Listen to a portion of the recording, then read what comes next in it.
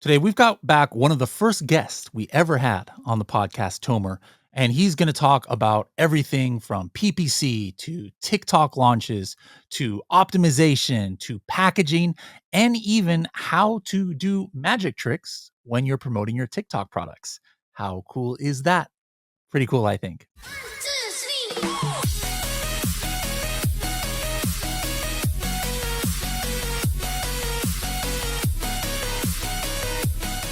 Hello, everybody, and welcome to another episode of the Serious Sellers Podcast by Helium 10. I'm your host, Bradley Sutton, and this is the show that's a completely BS-free, unscripted, and unrehearsed, organic conversation about serious strategies for serious sellers of any level in the e-commerce world.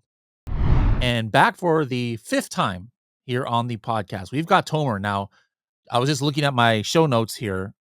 He was actually one of the very first guests ever. Very rare that somebody's first appearance is in a single digit number. There's only about 4 or 5 of them because some of those first episodes were just like solo episodes. But his first appearance ever on the show was episode 5, guys. So if you want to get more of his backstory, episode 5, he was on episode 120, 364, and then the latest was episode 551 back more than a couple, oh no, about a year and a half or so ago, back in 2024, 551. So I'm not sure what number episode this is. We're somewhere in the 700s, but welcome back, Tomer, to the show.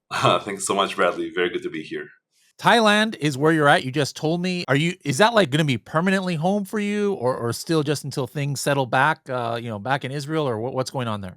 Yeah, so we just try to take it 1 year at a time right now. Kids are here in school, so it's been this is our finishing off our second year here, and we're gonna stay here for another year. And let's see what happens.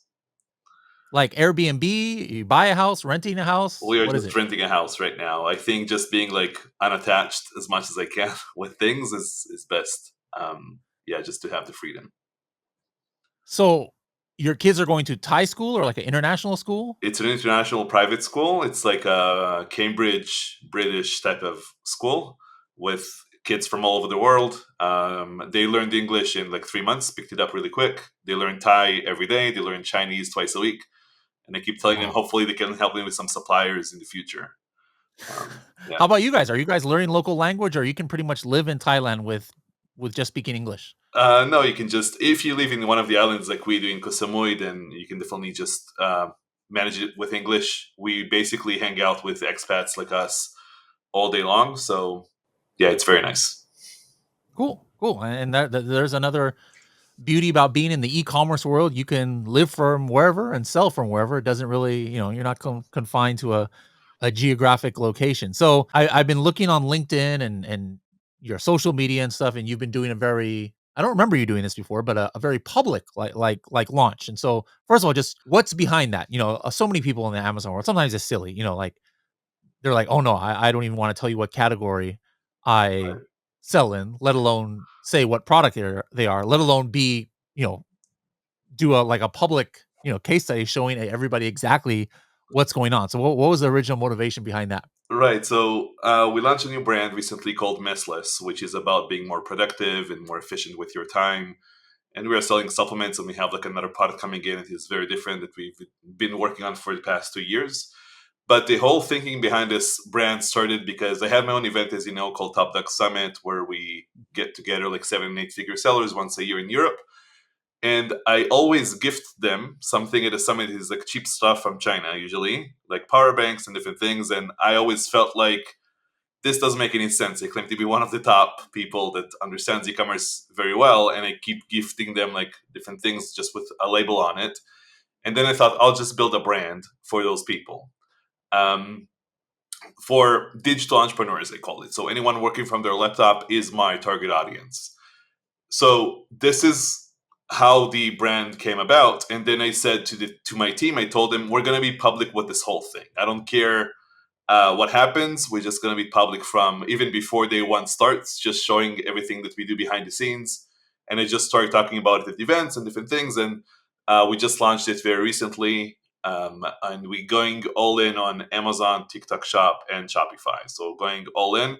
And I know you have Project X. I know you have different things in Helium 10 as well. And other companies did like case studies in the past, but this is not a case study. This is an actual brand. I my with the goal to scale it to 8 figures, right? That's like I'm building a serious brand here. I think what you said is very important because, like when we did Project, we're doing a new one called Scale Stories, just actually launched, and we're doing it very differently than Project X because 6 years ago, whenever we did the original Project X, you could just start a brand on Amazon, and actually that was suggested. Like, yeah, like don't do Walmart, or you don't need to do a Shopify right off the bat, but 2025, 2026, I think everybody realizes no, you have to be multi-channel almost from day one. And so how are you having the launch feed off of each other? If so, like I assume that you're not just launching in each one as in a silo. Like you might, have goals of some kind of, TikTok bleeding through to Amazon, going back to Shopify, et cetera. So like what's your strategy? Like how did you maybe budget? Hey, this is how much we think we're gonna do on Amazon, and this is the help that one marketplace is gonna give to the other. Talk about that a little bit. Yeah, so I think you have multiple options. I think if you're starting a new brand, I do think you should start with one channel. I think starting multi-channel is difficult unless you actually know what you're doing and unless you've done at least one of them very well in the past. And it also heavily depends on the product you're selling because most products work only on one marketplace.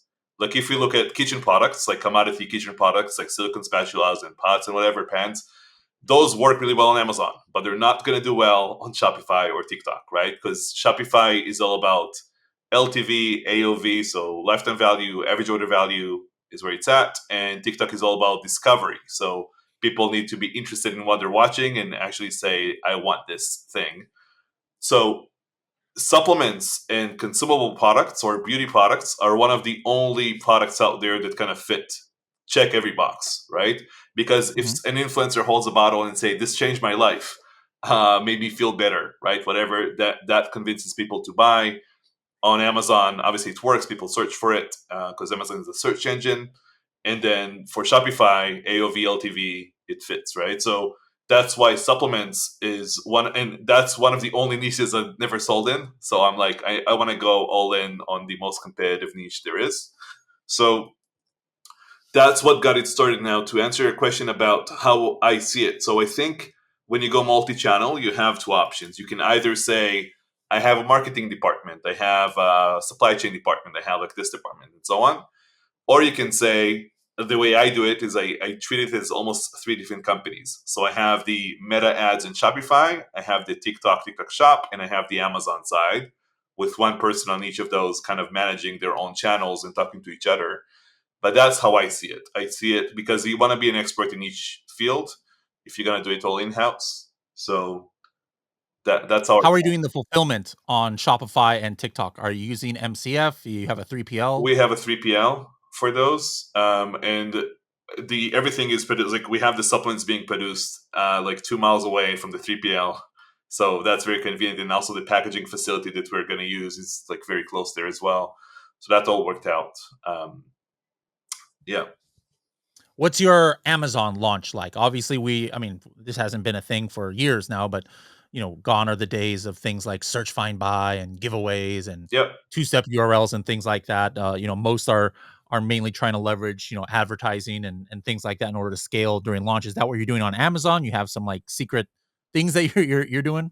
Yeah, so on Amazon, again, it really depends, I think, what you're selling. So we have products that we are launching on different brands where I call it like page one, day one type of thing. So when you launch the product, if it doesn't have a lot of competition, you can be on page one very easily. Just go after long tail keywords and you're fine. With supplements, it's a whole different story. I cannot be on page one with like a focus supplement, right? That's going to be very tough to do. Yeah. So our entire strategy is just to do some van reviews, start very low on PPC, and just have a few hundred units there to begin with. But then we count on the traffic from TikTok. Like that's really Mhm. the launch platform for us for the supplement specifically. And then the other thing that I'm doing now, I have a 30-day challenge running called Productivity Challenge. So we're doing that for this new brand, and I have a few hundred people there that they all go through the challenge. And the idea is that we're going to run meta ads to that challenge. We're going to start again in November, like a new cohort of that, and it's just a free challenge to attend. But then when you sign up, we're going to basically offer an upsell for both supplements that we have and then downsell on only one of them. And the goal there is to kind of see. So what I'm trying to do with every project that I take on is I'm just shooting arrows at different things, and just I want to see what sticks, right? Because maybe TikTok blows up, maybe this meta ad strategy is gonna blow up, maybe Amazon is gonna pick up, and whatever picks up, we're just gonna double down on that. You want to know what keywords are driving the most sales for listings on Amazon? To do that, you need to know what highly searched for keywords the product is ranking for, maybe at the top of page 1. You can actually find that out in seconds by using Helium 10's keyword research tool, Cerebro. Now, that's just one of the many functions that make this tool my favorite tool in the whole suite, and it's the most powerful keyword research tool ever created for e-commerce sellers. For more information, go to h10.me/Cerebro, h10.me/CEREBRO. Don't forget to use the Serious Sellers Podcast discount coupon SSP10.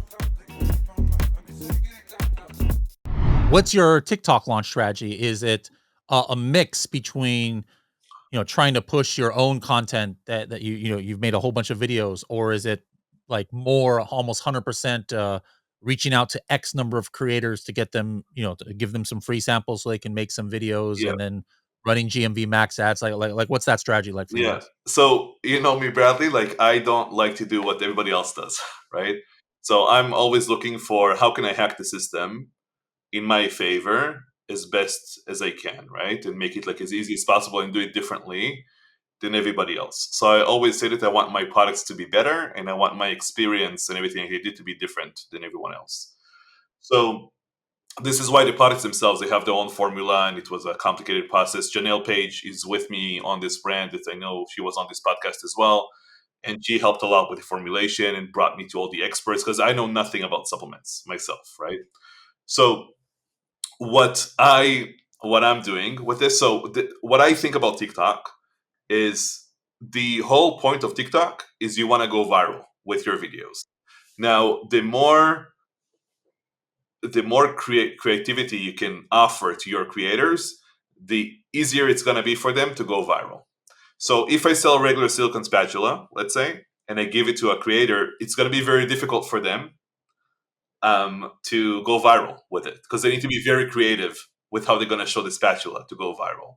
But if it's like a funny spatula, or there is, I don't know, it's digital or electronic or something, or there is something about the packaging, whatever it may be, right? Like a different experience that has like a surprise moment in it, then that can be a very strong hook for them. And if I have a few, like let's say 5 things that are layered around the spatula, it's going to be that much easier for them to go viral.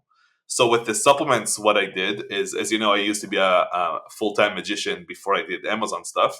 So I came into this packaging idea years ago, um, and I cannot explain it like on a podcast. It's very tough to explain it, but what it basically is like a magic trick when you gift it to somebody else. And we gift like 4 supplements, so 2 from each supplement. And my entire strategy with this is to send these unique gift boxes to creators that we actually want to work with, and they will present it in different ways, and they have a lot of freedom to be creative. It's like a very funny looking packaging and has some surprises inside. So we believe that this is what's gonna push us over the edge to kind of go viral easily with this for the creators we're gonna work with. So our to answer your question, our strategy initially is just to give away some supplements just to get to the minimum GMV that we need, so we can reach to 7,000 creators every week. So we need to get over 2,000 GMV to get there. And then we're just going to use different services just to do a very cold outreach to a lot of creators, and you want to see who are the ones that can actually create GMV for us just for the supplements, and then we're gonna give those people the gift boxes and just kind of ramp up from there. Um, So that means, okay, so then you're doing a traditional reach out for the initial one, like the same SKU, just there's nothing special in it, and then somebody who does well with just the traditional way, now you're gonna go back to them and be like, "Hey, I got something a little bit more special," and then, like, do a one-off thing where right, you're sending them a very special SKU that not like the retail SKU, but the one that has right. the We can also magic, do this with like larger creators, right, and pay them a retainer Mhm. plus commission. We can also do that, Okay. but we are going to do that anyway. But this is the core strategy of how we approach this. And I do believe that if TikTok is your goal or you want to do it, you need to have products that can go viral almost on their own, because that's going to make it so much easier for the creators Yeah. to create good videos for you. Makes sense. Makes sense. Okay. Interesting. Interesting. Um, is there what the for the what you had said about the challenge and stuff? That's mainly to for the Shopify, getting traction on Shopify, or So when I started the challenge, I just said to Mhm. my team, I just want to do a challenge. I know we can use this later in many different ways. And they said, yeah, we can post this. Like I can post this myself on TikTok, or I can post this on YouTube Shorts, or we can do this, we can do that, because it's all like short tips, like a few minutes that you need to watch every day, and you just know what to do in terms of being more productive. Um, so we can leverage it in different ways, but then after we kind of started the challenge, we thought, well, this looks like a very good fit for something we can run on Meta and then upload it on Shopify. So that's where you're gonna start and see what happens. But when we started the challenge, also creators we started working with now on TikTok, they said, "Hey, can we talk about the challenge as well?" They want to share it as well with their audiences, and we're like, "Yeah, sure, we can do that." So let's just see how it goes. okay, cool, cool. Um, I think the last time you were on the podcast was maybe a little bit before all of a sudden AI became the topic of conversation in every conversation. Like nowadays, if you can't go to an Amazon conference where half the topics are not about AI or any kind of industry really. So I'm just wondering, in the last year and a half since you've been on the podcast, for the brands you currently manage, for your clients and people that you help, how has AI, if at all, changed any of your workflows, or how has it ingested itself into your SOPs? What are you doing differently or not, because of AI? Yeah. Um, I will say again, I mainly work with 7, 8 figure sellers. Most of them don't use AI a lot. They obviously use it for images and copy and like basic stuff like that. Some of them use it for customer support and different things. I think the main thing I use it for is for product ideas and product development these days. And I have something called Impossible Product Formula. If anyone wants, I can send them the talk for that I did a few times this year.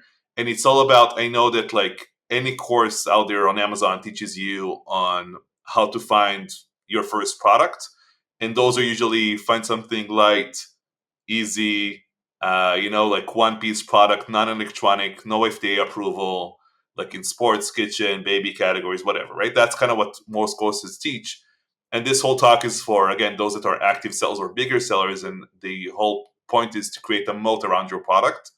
So make it impossible for competitors to come in. So this can mean you can put patents on it, but even if you go after like a dangerous product, right, or if you go after FDA approved products, or if you go after categories where advertising is not allowed, so that automatically creates a moat around your product.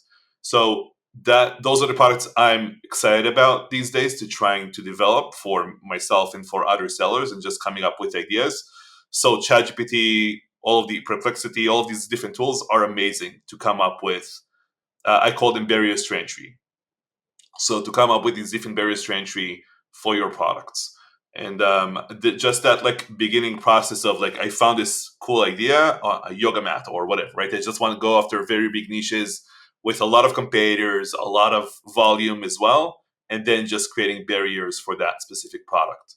And we've done it over and over and over again. And we've seen a lot of success with it for the past few years, and AI just helps a lot with that process. Okay, cool. What else is new-ish for you? And I think that it's fun that we live in e-commerce. So there's some people in if you're in the accounting industry, like, Right, best practices do not change, 15 years ago to right. 5 years ago. But you come on the podcast once a year, and the whole way you would like all of a sudden, I'm assuming this would be for you too. Are you going to be taking advantage of like the Vine pre-launch where you can get the 30 reviews even before your product launches, like that you never could have on day one of your launch, 30 reviews. And so that was like not even a thing, 6 months ago. But Right. what else that's new, whether it's advertising, you know, something on TikTok, something on Amazon, what's new that you guys are doing? Well, besides the Vine thing, I don't think there is much that we are leveraging that is new. I will say that again, when I look at, I've been talking to so many 7-figure sellers this past 2 years, and I think most of them are missing like a few core things. One of them is the impossible products thing. The second piece I think that they're missing is PPC. And I know you also have a new training on PPC in Helium 10. What I will say about this is a lot of sellers think I'm going to hire an agency or a freelancer and they're going to do it for me. Now, I'm very bullish these days on you have to do it yourself. Like Yes. by yourself, I mean you have to bring it in house. Yes. If you are, I will say, I will do a caveat here. If you are 99% Amazon, like if you're a big brand listening to this podcast, Amazon is 10%, 20% of your revenue. Fine, use an agency. Yep. That's what they're for, I believe, and that's great. Agencies are perfect for that. But if you're like a native Amazon brand and that's your core business, PPC is your second biggest expense after inventory. And you wouldn't give an agency to manage your orders for inventory, right? You wouldn't let them decide when to order units, how many units to order. You're not going to allow them to do that. So the same thing for PPC. You shouldn't allow anyone to set your budgets or campaigns or bids or anything. Because let's say you use an agency and it works for 3, 6, 12 months and then it stops working. What are you going to do? You're going to be back to square one or even worse. And if they damage your account, you're going to be in a much worse position. So I believe PPC needs to be brought in house. All of the 8-figure sales I'm working with, all of them manage it in house. So that means as you scale up, it's okay to use an agency like for the time being or temporarily, but not as a core strategy for your business. So I also have it in my book. But if you are not, you need someone on your team who knows PPC on a deep level. And if you don't have anyone, that someone is you, unfortunately. So you need to bring in someone, and just bring in a very sharp analytic person that understands spreadsheets and numbers is good enough to learn PPC. It's not rocket science by any means. You can use a tool like the one in Helium 10. I don't care what tool you use. You need to use some tool, I believe. I think like flat files and all of that is over and done. I think you need to use a tool that with ruling system and stuff. And also, you need to have an expert looking over your shoulder when you set stuff up. Like again, Helium 10 or a different tool, and just making sure you set things up correctly and you have someone to consult with. But it is very important to understand this. And if you talk to like 10 different PPC experts right now, like agencies or whatever, you're going to get 10 different opinions on how you should manage your Sure. PPC. And it's Sure. not that of them are wrong and one of them is right? It's like there are many ways to run PPC, and you just need to find the one that actually works for you. And it might take a while, but you have to figure it out for your brand and for your products. But like you said, you always march to the beat of a different drummer. What do you think you're doing that's unique when we're talking about PPC? But let's look at 80/20, right, for PPC. Let's So do it. 90% of your spend should be sponsored products. Then Mhm. like 7-8% should be sponsored brands, and like a 2-3% should be sponsored display. That's more or less. If you're spending 99% on sponsored products, you can probably spend at least some money on sponsored brands. Doing brand videos is so easy with AI these days, and just going very Yep. granular with specific videos for specific keywords, and same thing with like headline ads. Um, Sponsored display, if you're spending zero, you can probably just target very new competitors that you have and make some easy money that way because they have zero reviews and that's like easy. So those are like just big stuff. Then like what we do is just single keyword campaigns, exact phrase, broad for the same keyword, um, and we just create more and more campaigns as we go. So it's a this is what's working for us, right? And it's also, it might differ from product to product a bit, it might differ from brand to brand a bit, and we've seen a lot of different strategies over the years that worked, right, for Mhm. Mhm. specific sellers and specific brands. I even talked to this seller, I won't forget this. He was like an 8-figure seller from New York when I was speaking there at an event, and he brought me to his office and talked to his team, and the team told me they have a PPC hack. I'm like, okay, what's the hack? They said, well, we delete all of our campaigns every day and we start new campaigns every single day. I'm like, what are you What? talking about? And they said, well, what it does, it sends a ton of traffic to the campaigns. And they had these like crazy spreadsheets they manage history with and all of that because they don't have any history in these campaigns. And I'm like, after that session, I'm like, I know nothing about PPC. Okay. Like, I don't know anything anymore. And I told this to a bunch of agencies, and they all had, I think, bad dreams from it afterwards.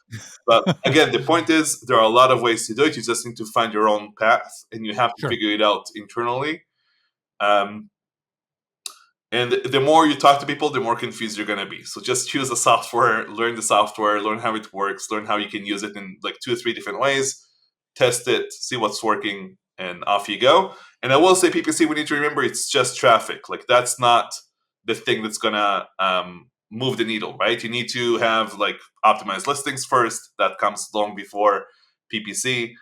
Like the SEO needs to be on point, the images need to be on point, you need to have some reviews, you need to have a good price point, you need to have a good offer in general, and PPC comes much later. Yeah, yeah.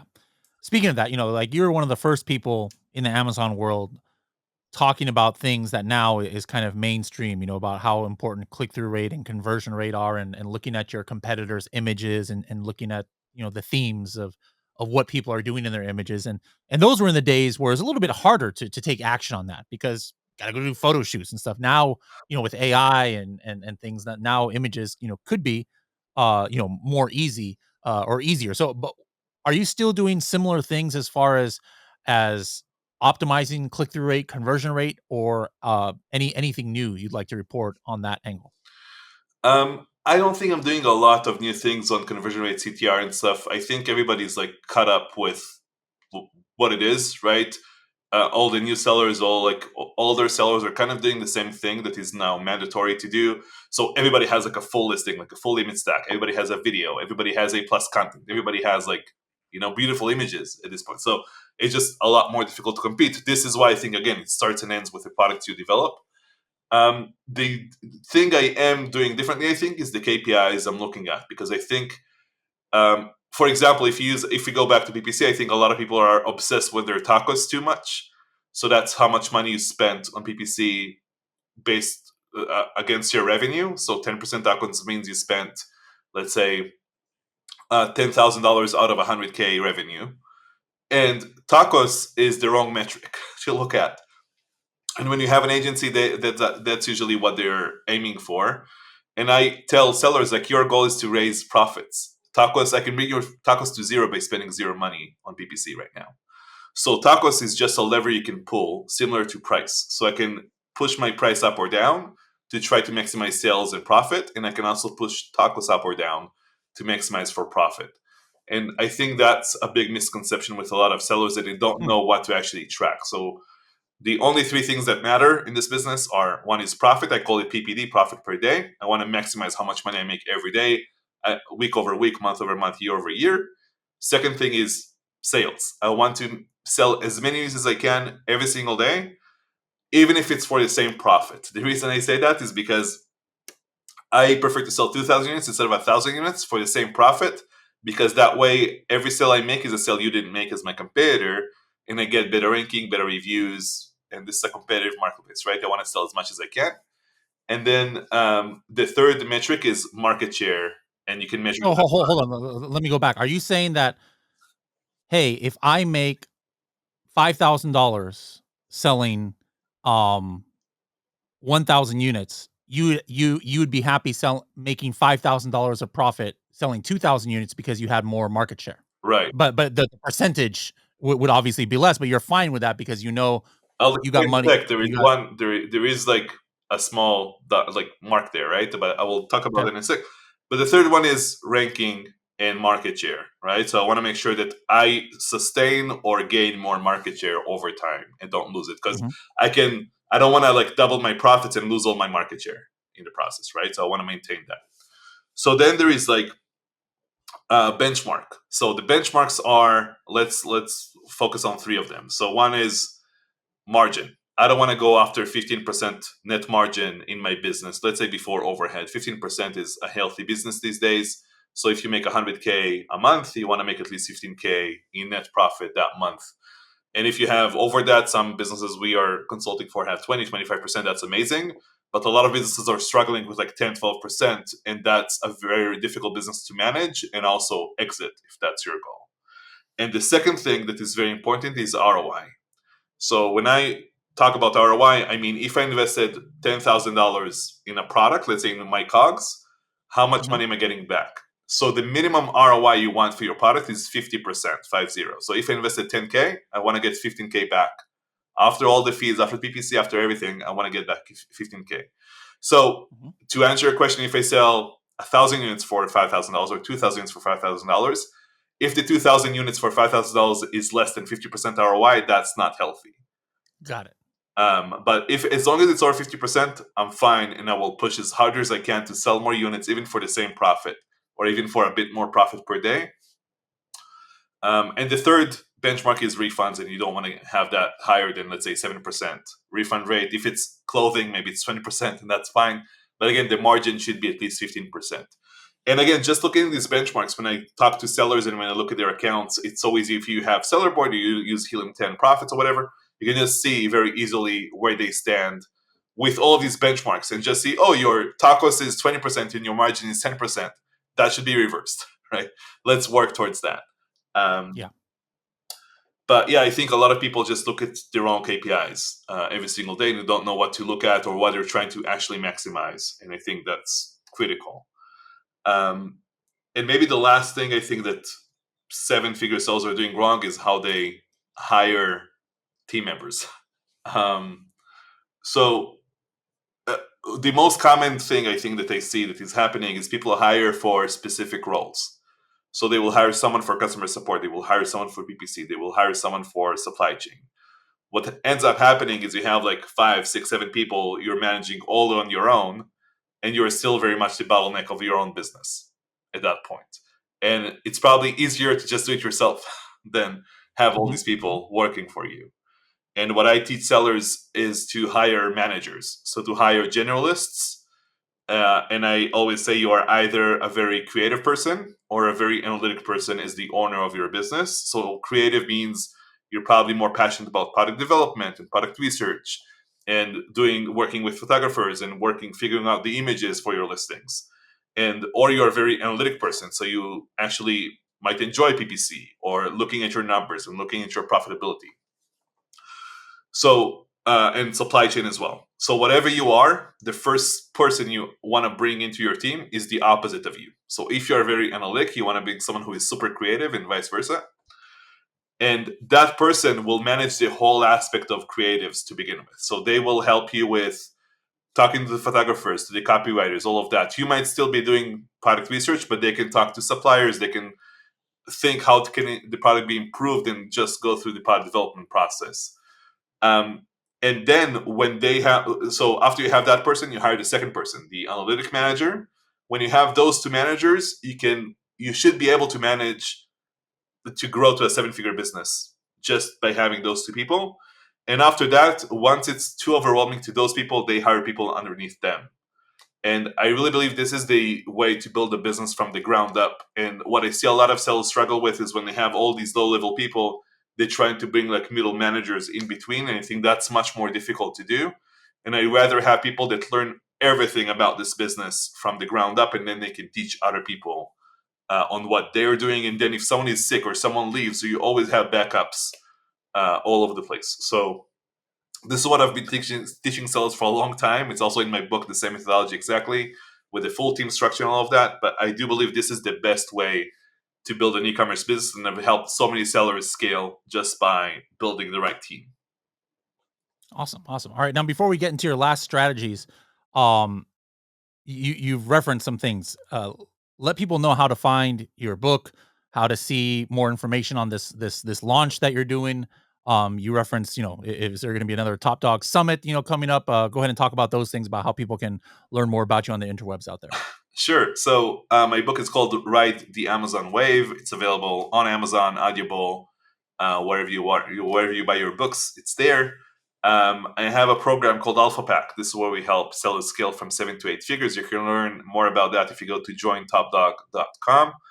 And within that page, you should also see details on the 30-day challenge for Messless. If you want to buy our supplements for Messless, you want to be more productive and sleep better, you can go to getmessless.com. Okay. All right.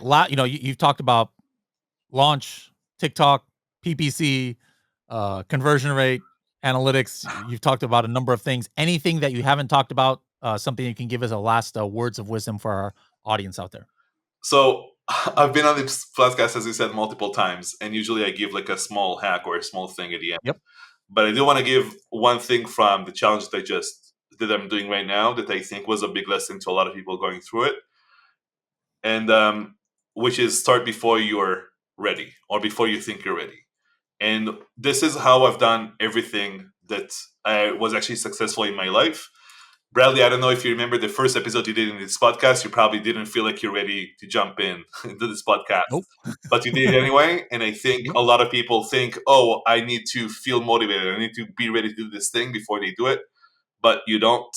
I the way I wrote my book is I knew I want to write a book, and I just posted on Facebook, I'm gonna go and do a 10-week course right now. It's $500 to participate, limited to 100 people, and that forced me every week to give them a chapter of the book. And I was just doing content, but that helped me work with my ghostwriter to finish my book in 10 weeks, right? So this challenge that I'm doing, I'm just doing like day after day after day myself. It wasn't like prepared 30 days ahead of time. So I just commit to something. It helps me personally if I say it publicly to other people that I'm actually going to do the thing, and then I just do the thing, right? Yeah. And I think too many people are waiting for something to happen to start, but I just think that if you think about it for a long time and you think I'm going to start this thing, I want to start this thing, you can already start. You're ready to go if you're constantly thinking about the thing. Yeah. I like it. I like it. That's good. That's um people have used the cliche term analysis paralysis and other cliche terms about just never jumping in because they're too scared or they don't want to mess up or they're trying to be perfectionists. But no, you just got to jump in and I don't think there's failure. There like you could lose a little bit of money on something, but that's not necessarily a failure, because you're going to learn something from it. So I like that strategy. All right. Well, I look forward to seeing you. I haven't seen you like in person in a while, it seems. So hopefully we can cross paths at a upcoming conference or event soon. And until then, wish you and your family the best. And we'll see you for the sixth time, maybe in a year or two on the podcast.